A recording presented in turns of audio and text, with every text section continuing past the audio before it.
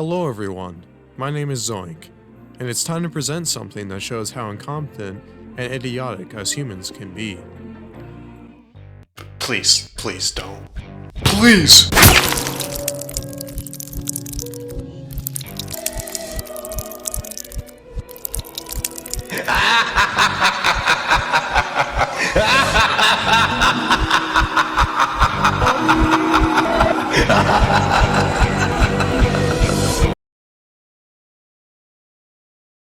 I never wished that we got to this point, but it's now official. YouTube has completely removed dislikes. Now it may seem unusual to my viewers that I'm making a video on this, as this would likely be better suited for a podcast or a second channel video. But the issue of dislikes being removed is far more substantial and important to talk about than simply me relegating it to my side projects. Dislikes, whether you like them or not, affect everybody who uses YouTube, and there's an easy argument to say that they are incredibly needed for a social media platform. It should be pretty obvious if you think about it, but a dislike offers the difference between a good video or post to a shitty and misinforming one. Have you ever looked up a tutorial on something for YouTube? Well, before this new change, you had the easy convenience of knowing a video's quality or information based on the public reaction. It is generally safe for most people to assume that a video with a large amount of dislikes is a video that is misinforming or lacking in quality in general. This also massively applies to controversial videos, but these can be based on opinions rather than an actual problem. Dislikes are so incredibly important because they put people in their place and show the public reaction to what they're saying. Without dislikes, the only viable mean of criticizing or rebutting a shitty post is by commenting. But even then, that can be less effective, as words by a commenter are also generally just as fucking stupid as the removal of dislikes. Now, the instigation for YouTube of this change was that they wanted to protect smaller creators from mass dislike or hate mobs. To the average viewer, who generally does not make their own content, and just observes and see what videos to watch, this may make sense. But to YouTubers, and those who absolutely need a method to safely determine the quality or trustfulness of a video, this excuse is a terrible and repeated example of out-of-touch corporations who only choose to benefit themselves and other bigger institutions and companies. I just want to ask you, the viewer, how many times have you seen a dislike mob on a video?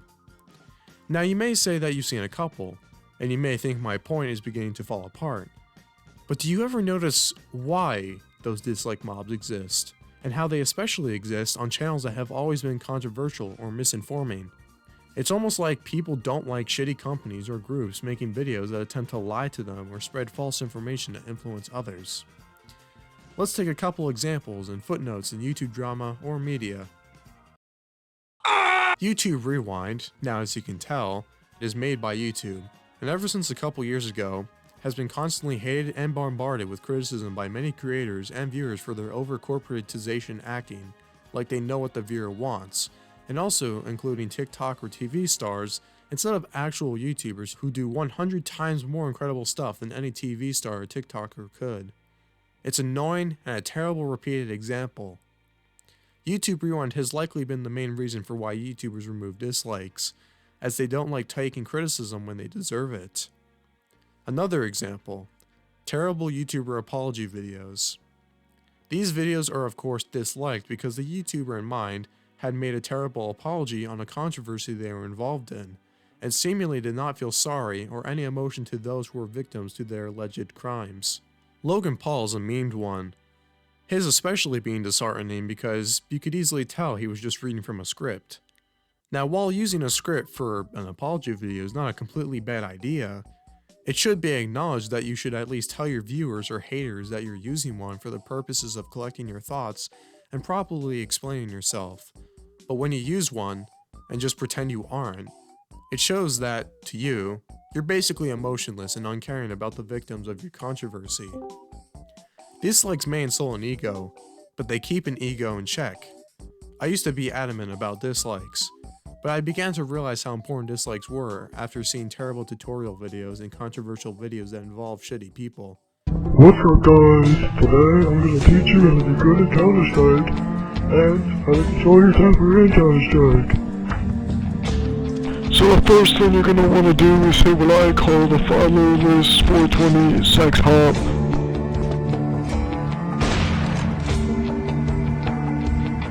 Okay, now to control your temper, the first thing you're gonna wanna do, you're gonna close the game and interact with minorities, stop screaming racial slurs, you dumbass. If you do not have dislikes removed on your computer yet, be happy. But enjoy the time you can, because it won't be here for long. YouTube is seemingly rolling out this improvement to different regions and areas, and while I saw all the rant and complaint posts on Reddit, Twitter, and wherever else, I still had mine. But unfortunately, while I was listening to Roundabout by Yes, I noticed that there were no dislikes. Like a crack addict looking for his daily fix, I attempted to see if I truly had succumbed to this terrible change, and I finally became another victim in this terrible new YouTube. Anyways, even with all the exaggeration and memeing, this is an incredibly bold and fucking horrendous decision by YouTube. Arguably the worst decision YouTube has ever made apart from demonetization. So many social medias have terrible people and creations due to not having a rating system to determine the shittiness of a creation. As a result, those places are cesspools. Although it's not to say YouTube is one, but at least for the time on YouTube, if you did not want to see a cesspool or garbage video, you could just look at the ratings. But now that won't be possible. On Twitter, no dislikes, and everyone is degenerative and mentally insane. You can only simulate the act of disliking by ratioing someone. But even then, that turns into something that ass cracks make into a game for ego points. Reddit, although having a downvote system, works differently than the YouTube dislike, and only shows downvotes if a comment is fully disliked enough. If a comment has 50,000 upvotes, it doesn't mean it has 0 dislikes. Quite honestly, in a world of epic fails, retardation, radicalization, and also general nihilism, a dislike system helps people feel like they have an opinion, or at least matter in some way. Although to a company that controls social media, that's a pretty good joke. People like being able to make fun of others or show their reactions of dislike. When you remove that, all you do is make the target of harassment your own company. When you do something that harms everyone, ironically, those that are against each other come together to change that system. Honestly, the problem of this new change is not that it prevents people from saying their opinions without commenting, but it's the fact that the average user is slowly losing their power and voice. This new change is really just a result of companies and organizations tired of being disliked and harassed about their terrible practices. So to make sure that nobody knows of said practices, without the average person doing their own research, they remove a key feature from a website, built off the backbone of literally judging the good and bad. But this is a small creator explaining an issue that doesn't have much say. How about I take it from one of the men who literally created this website and let him explain the shittiness of this new change. Jawed Kareem. Now I'm reading what he said after he changed the description on the first YouTube video ever made to show his view. Watching Matt Colville's announcement about the removal of dislikes, I thought something was off. The spoken words did not match the eyes. The video reminded me of an interview Admiral Jeremiah Denton gave in 1966. I've never seen a less enthusiastic, more reluctant announcement of something that is supposed to be great. Calling the removal of dislikes a good thing for creators cannot be done without conflict by someone holding the title of YouTube's creator liaison. We know this because there exists not a single YouTube creator who thinks removing dislikes is a good idea, for YouTube or for creators. Why would YouTube make this universally disliked change? There is a reason, but it's not a good one, and not one that will be publicly disclosed. Instead, there will be references to various studies that apparently contradict the common sense of every YouTuber. The ability to easily and quickly identify bad content is an essential feature of a user-generated content platform. Why? Because not all user-generated content is good. It can't be. In fact, most of it is not good, and that's okay. The idea was never that all content is good. The idea was, however, that among the flood of content, there are great creations waiting to be exposed, and for that to happen, the stuff that's not great has to fall by the side as quickly as possible. The process works, and there's a name for it: the wisdom of the crowds. The process breaks when the platform interferes with it. Then the platform invariably declines. Does YouTube want to become a place where everything's mediocre? Because nothing can be great if nothing is bad. In business, there's only one thing more important than make it better, and that's don't fuck it up. Jawed, you poor man. Really, a business or organization becomes extremely shitty once terrible leadership arises as a result of greed rather than progression. And Jawed is right. Even with all of our speculation and theories, what we say may be completely different for the true reason of YouTube removing the dislike button. Although many people certainly can predict and understand the tactics and behaviors upon which companies justify their shitty decisions. So maybe it's not a complete outreach to predict the reason. It's unfortunate just how much of a decline internet brands have gone on the decline for, and especially with the introduction of new leaders that are out of touch with the people, instead making changes that will benefit the company first and other companies that wish to be treated like saviors. Now, what can we all do about this?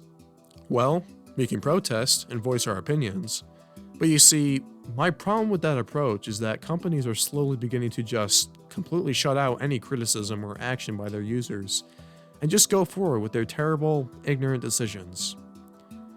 But it's not to just say it couldn't work, because protesting and being extremely annoyed by what YouTube is trying to introduce has worked before. When they try to introduce a new verification system, people absolutely trashed them, and they removed it literally a day later. Honestly, the best way to make them add this change back is to get the support of very influential figures to get in contact with the teams who made this change, which is of course happening. And maybe even try to hit their sources of revenue, although ad boycotts are generally terrible. So really, all we can hope is that the biggest YouTubers can convince them to change their minds. I mean, Adele managed to single-handedly convince Spotify to remove the shuffle feature for albums, so I mean, maybe we could get dislikes back. All we gotta do is just hope and pray to Allah.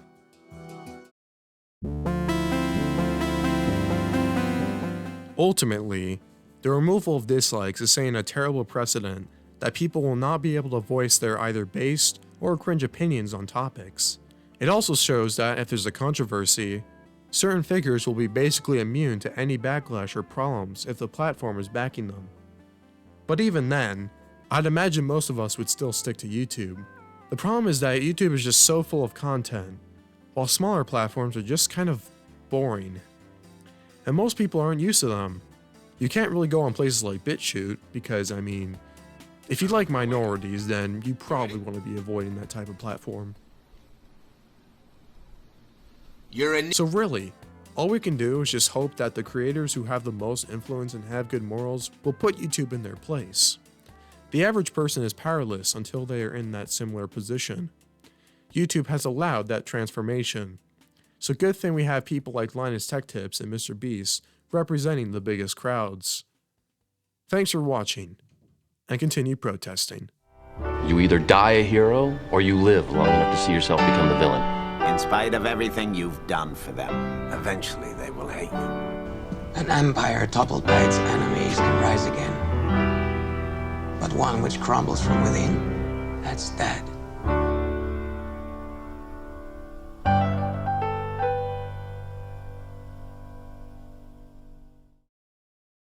Well, as it turns out, it looks like we're never getting dislikes back.